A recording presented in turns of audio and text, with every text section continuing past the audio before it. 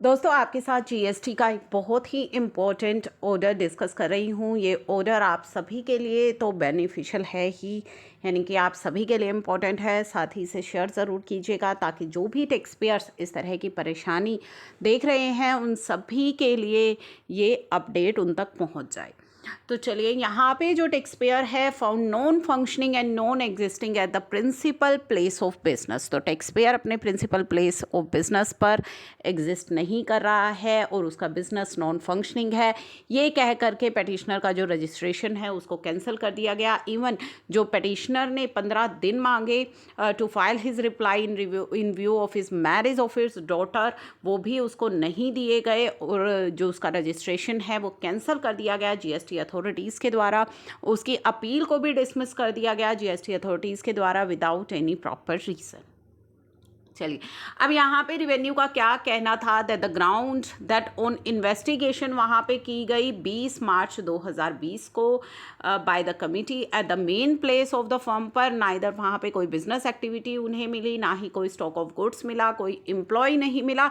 And on the contrary उनका कहना था कि वहाँ पर the unit of another firm was found working, किसी दूसरे फर्म की जो यूनिट है वो काम कर रही थी। जो बिजनेस का एड्रेस जो दिया गया था टैक्स पेयर के द्वारा उस पर कोई बुक्स ऑफ अकाउंट्स इन्वेस्टिगेशन के दौरान नहीं पाई गई।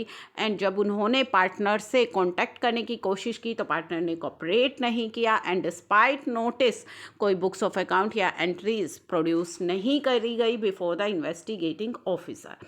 ही further argue that petitioner did not submit reply, उन्होंने सबमिट नहीं करी and justify the impugned order and state that जो पटिशन है वो डिसमिस हो जानी चाहिए, उनका कहना था।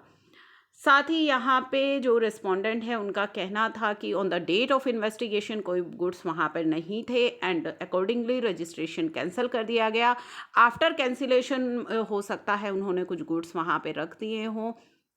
ही argue that in terms of show cause notice जो कि इशू किया गया था 3 दिसंबर 2020 को, एक सर्च हुई एंड पंचनामा प्रिपेयर किया गया विच इंडिकेट्स कि वहाँ पे काफ़ी जो गुड्स हैं वो सीज किए गए हैं। ठीक है, उनका कहना था कि बाद में सर्च हुई, पंचनामा की गुड्स सीज हुए हैं, कि कैंसिलेशन होने के बाद जो पटिशनर है उसने वहाँ पे गुड्स रख दिए होंगे। तो इस तरह की कहानी जो है रेस्पोंडेंट के द्वारा प्रेजेंट की गई। अब यहाँ पे इसको जजमेंट जो है ये बहुत इंपॉर्टेंट है, आप इसे ध्यान से सुनिएगा और साथ ही इसकी जो कॉपी है वो आपके लिए डिस्क्रिप्शन बॉक्स में अवेलेबल करवा दी जाएगी। आप पूरे 11 पेज का ये ऑर्डर है उसे वहाँ से डाउनलोड कर सकते हैं। हाई कोर्ट का कहना था perusal of so court notice at the first instance clearly बताता है opaqueness of the allegation levelled against the petitioner which were only to the ground की जो टैक्स पेयर है वो नॉन फंक्शनिंग नॉन एग्जिस्टिंग है at the principal place of business.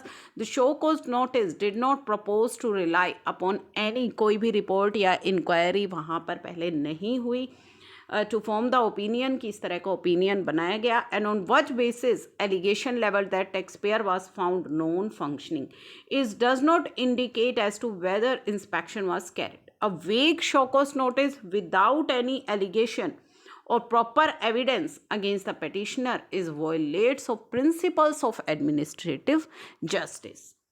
Cancellation is a serious consequence, उससे business के fundamental rights पर affect होता है। And in a casual manner in which show cause notice, casual manner में जो ये show cause notice उन्हें इशू किया गया है, it clearly shows a need of state to give quasi judicial adjudicatory function to person.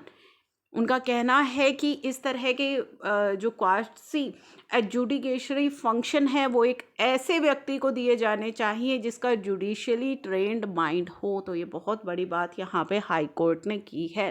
Which on the fact is absent in the present case, जो कि present case में absent है ये quasi adjudicatory trend mind.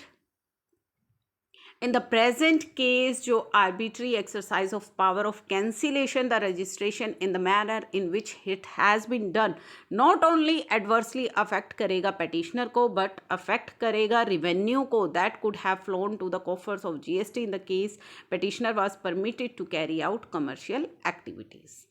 The action are clearly not is consonance with the ease of doing business, जो कि हर level पर promote किया जाता है। तो for the manner in which petitioner को हैरेश किया गया, 20 मई 2020 को स्टेट गवर्नमेंट को पे करनी पड़ेगी 50,000 की cost to the petitioner, and said cost shall be paid to the petitioner within a period of 2 months, failing which petitioner shall be entitled to file a contempt petition। और writ petition को allow कर दिया गया।